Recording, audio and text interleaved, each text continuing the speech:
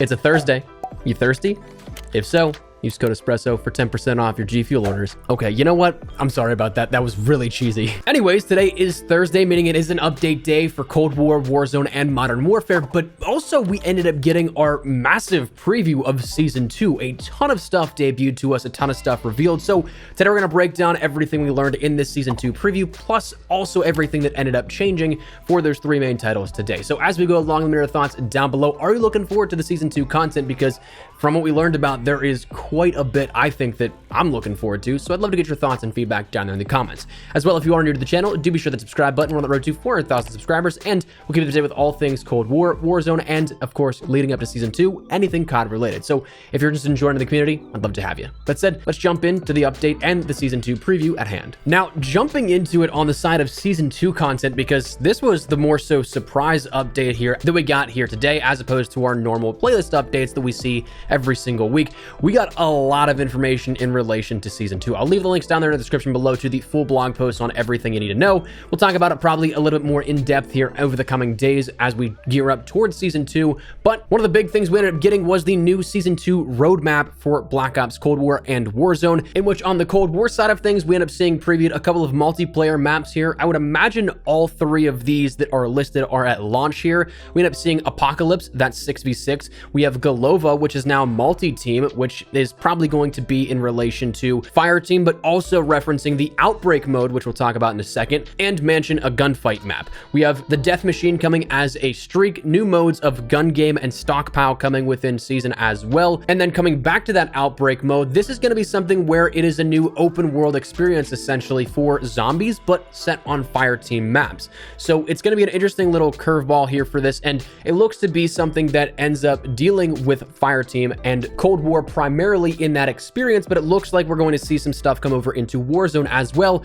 because as listed, there's the Zombies Outbreak Challenge event from February 25th to March 11th. So likely going to be seeing some crossover there in Warzone, but that is something coming as well. We'll see new operators of Naga, Maxis, Revis, and Wolf, new prestige levels, a new battle pass, 6 new weapons coming in season, though I wouldn't expect all of them to be coming immediately, that being the Farah 83, which looks to be that Galil, the LC-10, the Machete, the E-Tool, the R1 Shadowhunter, and the ZRG 20mm. So all of those weapons we've talked about beforehand, reactive blueprints, and then also a new dark wave approaching in Verdansk. So a new event, or POI as it's listed in the blog post, on the horizon here. So what I'm curious to see how this plays out with, at least in Warzone, is that in this blog post it says across Verdansk there are a number of points of interest to either discover or more fully explore, all advancing Warzone's story while offering new places to scavenge and scrap for survival.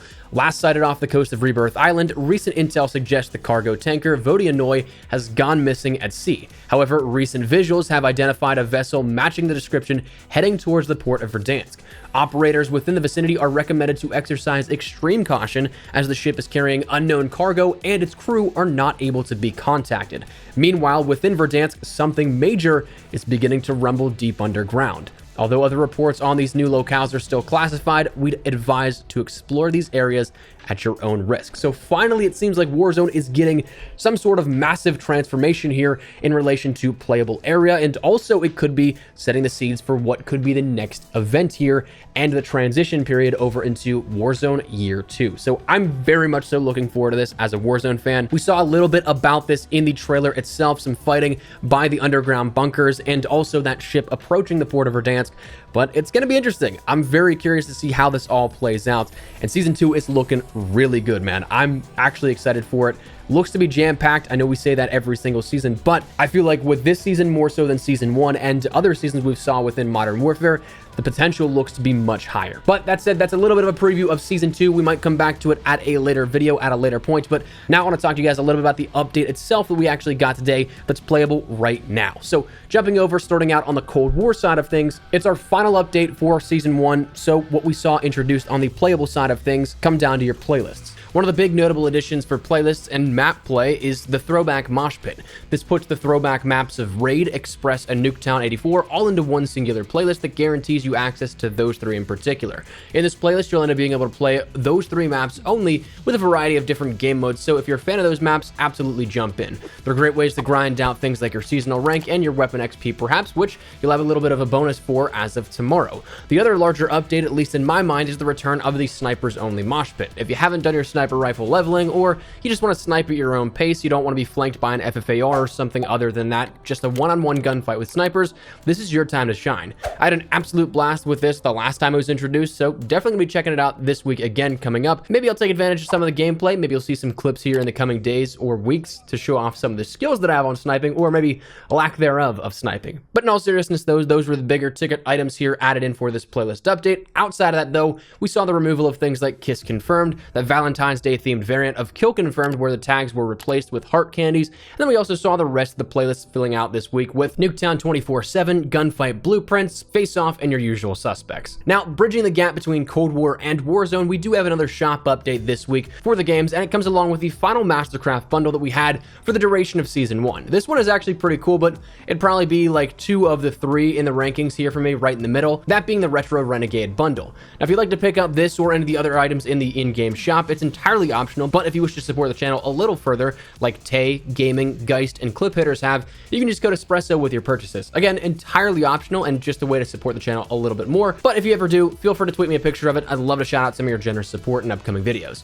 As for the Retro Renegade bundle though, for 2,400 COD points, it comes along with the Tape Deck Ultra Rare Mastercraft, the legendary Fast Tempo FFAR blueprint, the Forward Progress watch, the Renegade vehicle skin, the Mixtape weapon charm, the Retro Vision sticker, the Love Link calling card, and the Retro vehicle horn. Now, for those that haven't seen the Mastercraft bundles all that much yet, there's a few things that differentiate these bundles from other Blueprint bundles, which is why the price is jacked up a little bit. Normally, you'd see a bundle of this offering with, like, say, 2 weapon skins for about 1,600 to 1,800 COD points, but Mastercrafts have a unique inspect animation that make them that air quote ultra rarity. The ICB rifle AK-47 was a takeoff animation of a rocket upon inspection. The collector's item AK-74U was a push button that had a unique laser aim down sight animation, and now the Tape Deck KSP has a unique inspect animation that will see your player put in a cassette tape into the barrel of the weapon, then it will cycle through a few of the classic Treyarch songs that you may recognize. It's actually pretty cool though, check it out.